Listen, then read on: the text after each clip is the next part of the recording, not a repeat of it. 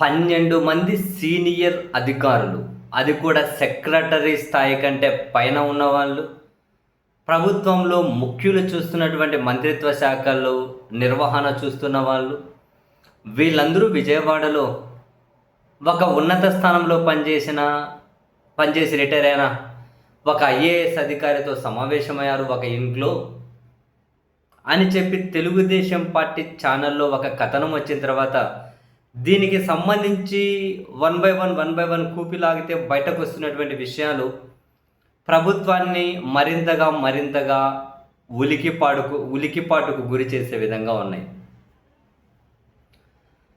మొదట ప్రభుత్వం ఉలికిపడింది అక్కడ. వీళ్ళందరూ ఎక్కడైతే సమావేశమయ్యారో ఆ ఇల్లు, ఆ ప్రోగ్రాం ఆర్గనైజ్ చేసింది ఒక తెలుగుదేశం పార్టీ నేత. అది ఆర్గనైజ్ చేసింది, ఆయన ఇంట్లోనే సమావేశం అయింది. అండ్ ఈ సీనియర్ ఐఏఎస్లు రిటైర్డు అంటే అత్యున్నత స్థాయిలో బ్యూరోక్రసీ పరంగా పనిచేసినటువంటి వ్యక్తితో మాట్లాడే సందర్భంలో అండ్ ఆ తెలుగుదేశం పార్టీ ఇంటి యజమాని కూడా జగన్మోహన్ రెడ్డి గారి ప్రభుత్వానికి వ్యతిరేకంగా పనిచేసి ఖచ్చితంగా తప్పు చేశాం, 22 నెలల వీళ్ళ పాలన చూసిన తర్వాత ఆ తప్పు మళ్ళీ చేయం, మా వంతు ఏమైనా సహకారం అందించగలిగితే ఆ సహకారం అందించడానికి సిద్ధంగానే ఉన్నాము అని చెప్పి ఆ తెలుగుదేశం పార్టీ ప్రత్యక్ష రాజకీయాలు చేసే వ్యక్తి కాదు. తెలుగుదేశం పార్టీ వాళ్ళు వెనకాల కొందరు పిల్లర్లుగా ఉంటారు, ఫినాన్షియల్గానో ఇంకో రకంగానో సానుభూతి పరులు అనుకోని వాళ్ళు ఈసారి జగన్మోహన్ రెడ్డి గారికి మా వంతు సహాయ సహకారాలు అందించడానికి సిద్ధంగానే ఉన్నాము అని చెప్పి వాళ్ళు చెప్పడం, ఆ సీనియర్ ఐఏఎస్ల మధ్య ఒక కుల ప్రస్తావన కూడా రావడం. ఒక సామాజిక వర్గం వాళ్ళే పూర్తిగా అన్ని రకాలుగా డామినేట్ చేస్తూ ఉన్నారు అధికారంలో కూడా. కొందరు రిటైర్ అయిన వాళ్ళు కూడా వచ్చి మా మీద పెత్తనం చేస్తూ ఉన్నారు. ఇటువంటివన్నీ మేము ఎక్కడా ఎప్పుడు చూడలేదు. వ్యవస్థలు అయితే ఇవి ఇలాగే కొనసాగితే కొలాప్స్ అయిపోతాయి. సో వాటిని సిస్టంలో ఉన్న మనమే సరిదిద్దుకోవాలి అని చెప్పి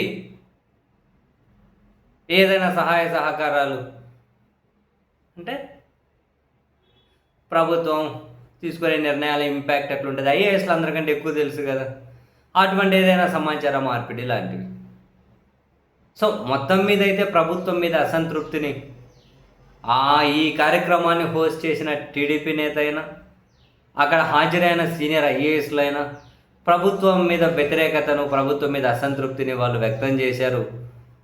జగన్మోహన్ రెడ్డి గారికి అప్పుడు వ్యతిరేకంగా ప్రభుత్వం దిగిపోవాలి అని వాళ్ళ పరిధిలో వాళ్ళు పనిచేయడం మీద పశ్చాత్తాపం వ్యక్తం చేశారు అనే వార్త ప్రభుత్వాన్ని ఖచ్చితంగా ఉలికిపాటు గురి చేస్తుంది.